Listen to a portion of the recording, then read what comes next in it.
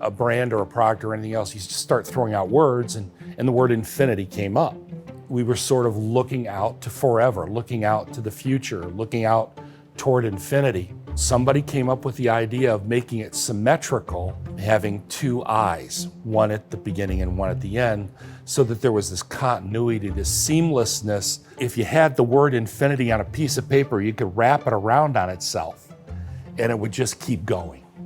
It also paid off in the logo, which is an oval, so you've got symmetry and continuousness, but also it includes that center V, which is essentially symbolic of a roadway to infinity. So you can imagine yourself looking down a road in perspective as it narrows to a vanishing point in infinity.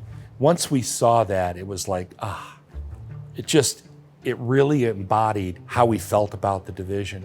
We were very careful not to play off of infinity with words like infinite or finite, because we didn't want to make it sort of a gag. We wanted it to have meaning as our emblem of the brand, the name of the brand, yet at the same time, embrace the principles and philosophies that we were trying to live out. I'll, in a sense, go to infinite effort to take care of my customer. The dealership design did honor a Japanese aesthetic and a Japanese sensibility, spareness, that simplicity, the elegance of simplicity, we used to call it a lot. That was a big term, elegant simplicity. Serenity, peacefulness, all those sorts of things, as opposed to jarring or things that were in your face.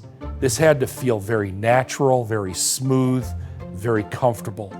And one of the things we kept coming back to was this whole idea of nature, a serenity and an elegance and a power in nature that is very compelling and very emotional.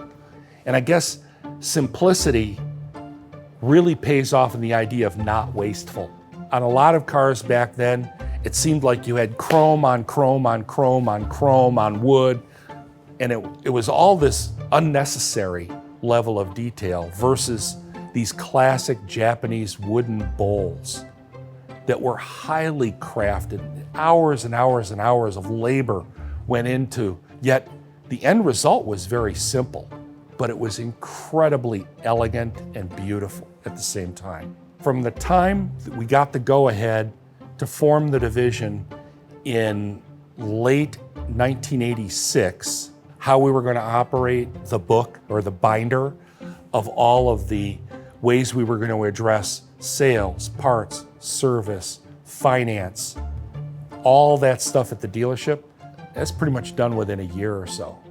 The company and Bill have laid out the roadmap to where we needed to go. We're just going to do it. There was a joy in the journey itself, not just in the destination, but a joy in the journey. Bill's vision of excellence was, by the time he got to Nissan, he was a veteran of another automotive manufacturer and a veteran of the industry. He felt that the business was not being done right, that it was really fundamentally broken because of the adversarial nature between the dealer and the customer that had developed over the decades.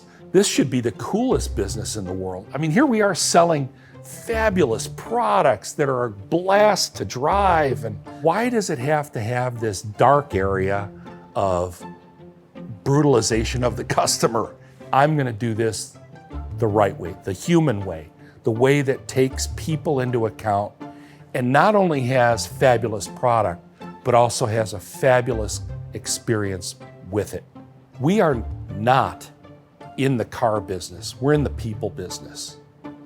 At every level, within our organization, with our retailers, with consumers, it is the people business, not the car business.